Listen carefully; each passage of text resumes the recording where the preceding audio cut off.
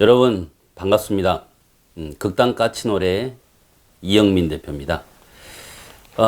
이렇게 영상을 통해서나마 관객 여러분을 만나 뵙게 돼서 무척 영광스럽습니다. 저는 오늘 저희 극단이 지난 10년 동안 기획하고 제작했던 연극에 대해서 소개를 해드리고자 합니다.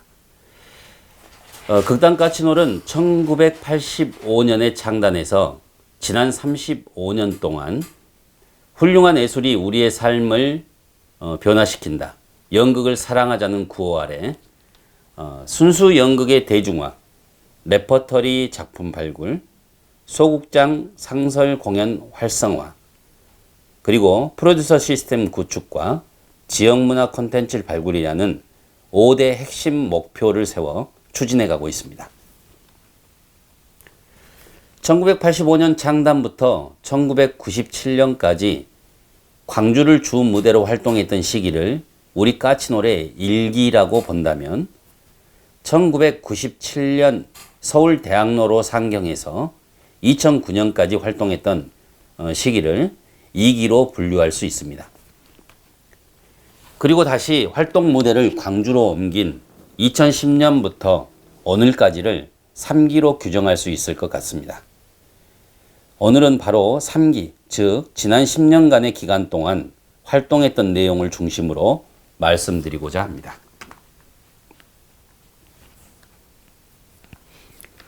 저는 광주에서 태어나 1987년 극단 까치노래에 입단해 지금까지 33년간 연극 활동을 하고 있습니다. 입단과 동시에 연극 하늘 바람 별이 되어라는 작품에 윤동주 역할로 배우의 첫 발을 내디뎠습니다. 이후 1997년부터 23년 동안 극단의 대표로서 프로듀서의 길을 걸으며 연극과 뮤지컬을 연출하고 제작해 오다가 2006년 기획사를 차리고 지역축제, 엑스포, 박람회, 콘서트를 비롯한 공연 전시 등을 기획하고 감독하는 일로 현재까지 활동하고 있는 현업 프로듀서입니다. 저는 그동안 수많은 페스티벌과 박람회, 콘서트 등을 기획하고 연출해 왔습니다. 제 스스로 판단하기에 그러한 연출을 수행할 수 있었던 힘의 원천은 바로 지난 30년간의 연극 활동에서 비롯되었다고 생각합니다. 이 중에는 여전히 기초예술로서 경제적 수익과는 거리가 먼 작품들, 때론 지방자치단체의 브랜드 마케팅 일환으로 만들어진 작품들이 대부분이며, 한편으로는 향후 문화 콘텐츠로 발전시킬 가능성이 있는 작품도 있습니다. 그러나 여전히 연극은 상업보다는 예술적 영역에 더 치우쳐 있다고 할 수 있겠습니다. 그럼에도 불구하고 저희 극단 까치놀은 지난 35년 역사와 더불어 우리 지역에 숨쉬고 있는 문화자산, 즉 역사, 인물, 음악, 문화재, 명소, 설화, 전통 등을 창작 소재로 활용하여 연극이라는 장르로 재생산해 현재를 살아가는 사람들에게 감동과 영감을 부여하는 문화 콘텐츠 창작 작업을 지속하고 있습니다.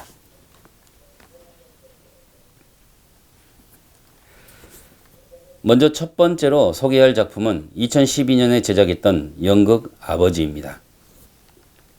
무대의 배경은 전라남도 장흥으로 우리 한반도 정남쪽 끝에 있는 거울로 아마도 여러분은 한 번도 가본 적이 없을지도 모릅니다. 서울 광화문 광장에 가면 우리나라 거리 원표가 있습니다. 그 거리 원표를 중심으로 국도와 지방도가 나누어지는데요. 광화문에서 정동쪽 끝으로 가면 바닷가 나루터가 나오는데 그곳이 바로 정동진 강릉입니다. 그럼 정북쪽으로 가면 어디가 나올까요? 바로 압록강의 중강진이 나옵니다. 이제 광화문에서 정남쪽 끝까지 내려오면 나오는 나루터가 바로 정남진 장흥입니다. 여러분 혹시 한강이라는 여류 작가를 아십니까? 소설 채식주의자로 맨부커상을 수상한 그 여류 작가의 아버지 고향이자 아버지 한승원 선생님이 지금도 작품 활동을 하고 계시는 국내 유일의 문학기행 특구입니다. 한승원 선생님은 같은 마을에서 태어나 한국 현대문단의 거장이 되신 고 이청준 선생과 쌍벽을 이루는 문인이십니다. 이청준 선생님의 소설 서편제, 천년학, 축제 등은 모두 임권택 감독에 의해 영화화되었고 국어 교과서에 실린 단편소설 눈길과 잔인한 도시, 그리고 영화 밀양의 원작인 벌레 이야기 등의 작품을 남기셨습니다.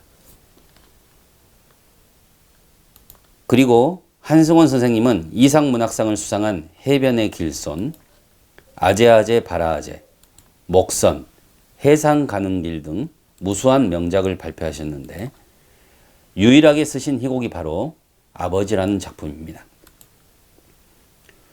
원작은 여보 국기다러로 배우 박윤모의 모노드라마 아버지로 200여 회 상연되었고 이후 저희 극단에서 전극으로 각색하여 광주와 서울, 대학로에서 100여 회 무대화했습니다. 작가는 그래서 아버지는 신의 또 다른 이름이다. 한자로 아버지 부자는 회초리를 상징한다. 그것은 철근처럼 우리 삶을 지탱시켜주는 올바른 정신이 아버지여야 한다는 뜻이다. 라고 했습니다. 2010년 이후 저희 극단은 전남 장흥의 군민극단 말레창단을 도우면서 군민연극 아카데미를 수년간 운영하게 되었는데요. 지역민과 지역 학생들을 교육시켜 저희 극단의 전문 연극인들과 협업으로 연극 아버지를 제작하고 대학로를 비롯한 전국 7개 도시를 순회 공연하면서 문학도시 장흥과 한승원의 아버지를 알리게 됩니다. 이로 인해 한국문화예술회관 연합회 우수 사례로 문체부 장관상을 수상하기도 하였습니다. 이 작품은 그 지역 출신 소설가가 쓴 지역의 이야기를 지역민으로 구성된 군민 연극인들이 만들어가는 커뮤니티 아트 성격의 문화 콘텐츠라고 할 수 있을 것입니다. 다음 작품은 2009년 대학로에서 첫 무대화한 후 광주와 전남 그리고 다시 대학로를 오가며 총 200회 이상 공연된 저희 극단 까치노래 우수 레퍼터리 연극입니다. 젊음과 사랑, 낭만의 대명사 대학로. 무수히 많은 소극장에서는 매일 화려한 음악과 리듬의 뮤지컬이 공연되고 젊은 연인들로 넘쳐납니다.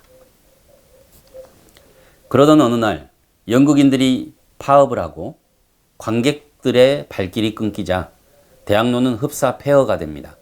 상가는 망해가고 경기는 위축되는 상황. 나이트클럽 직원들은 이 난관을 타파하기 위해 직접 뮤지컬을 만들게 되고 급기야 대학로 상가 번영의 주체에 연극 경연대회가 펼쳐지게 됩니다. 잘 짜여진 극본과 15곡의 뮤지컬 넘버가 어우러진 하이 코미디 작품입니다. 다음은 2012년 전국연극제에 출전해 은상을 수상한 연극 꿈꾸는 해바라기로 빈민가 독거노인들의 외롭고 고달픈 삶과 그 속에서 서로를 위로하며 상처를 어루만지고 살아가는 소외계층의 이야기를 다루었습니다. 연극제는 누군가의 평가를 받는다는 점 때문에 늘 긴장됩니다. 올해 대한민국 연극제는 지난주 8월 28일부터 세종시에서 개최 예정이었으나 안타깝게도 코로나 바이러스 재확산으로 인해 정상 개최되지 못하고 10월로 연기되어 바로 오늘 지금 개최 중에 있습니다. 이 전국연극제의 작품은 극단 후배인 심성일 씨가 연출하였습니다.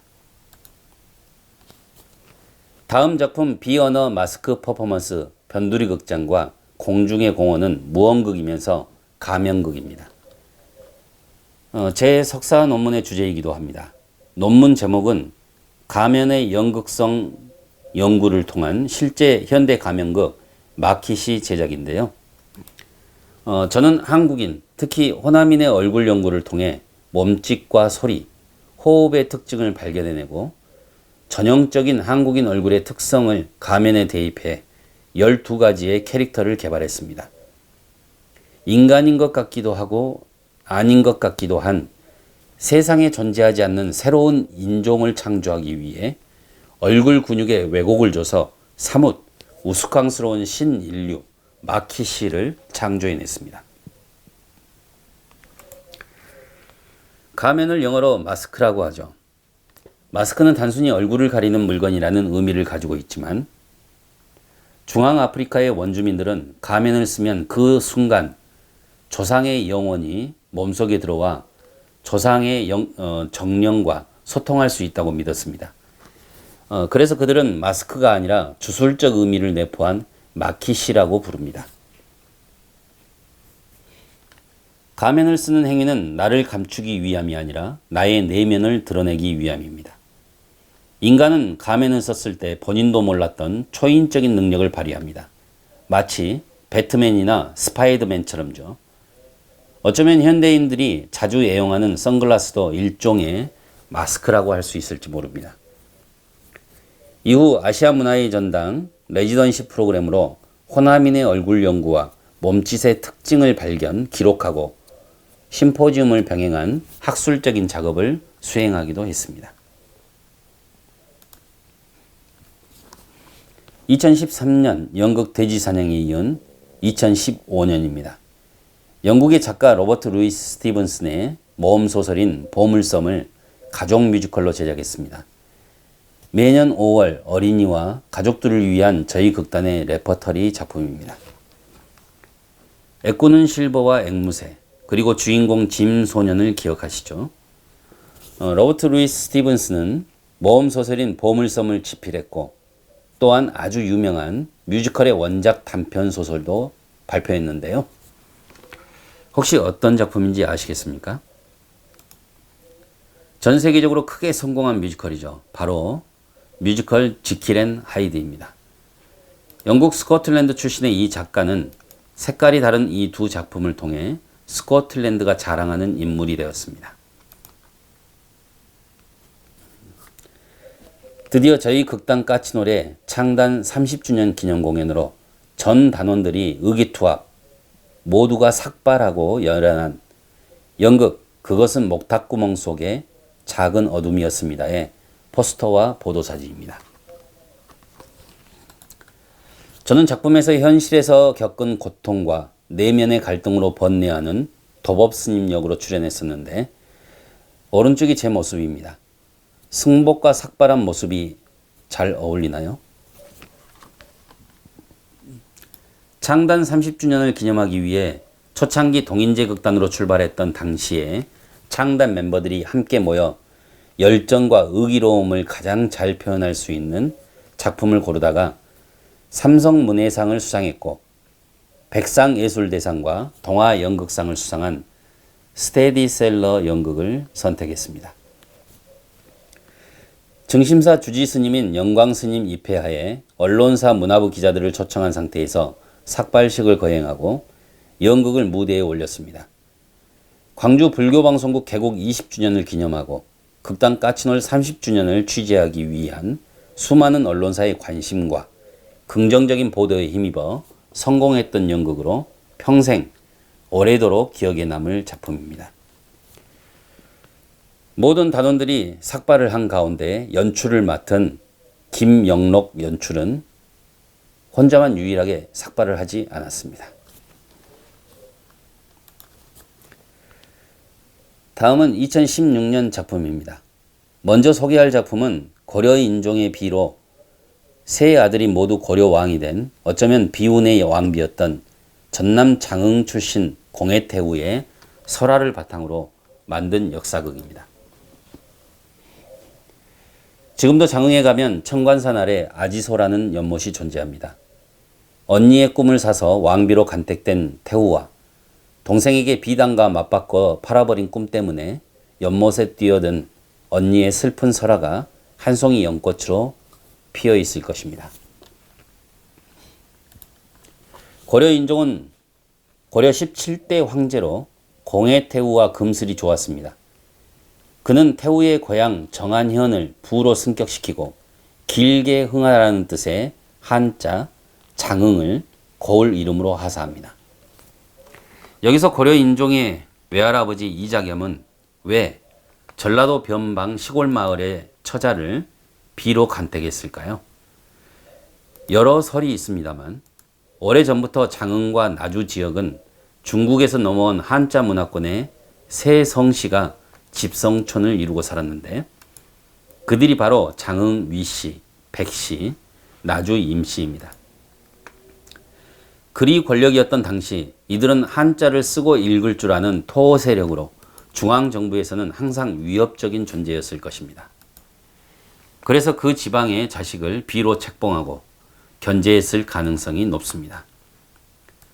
이 지역은 이러한 학구적인 DNA를 근간으로 기행가사의 효시 관서별곡의 저자 기봉 백광원과 조선시대 실학자인 존재 유백규 등의 학풍으로 이어져 현대문단에 등단한 이 지역 출신 작가가 수백 명에 이를 정도입니다. 국내 유일의 문학기행 특구로 지정되었으며 대표적인 작가로 이청준, 한승원, 송기숙, 이승우 등이 있습니다.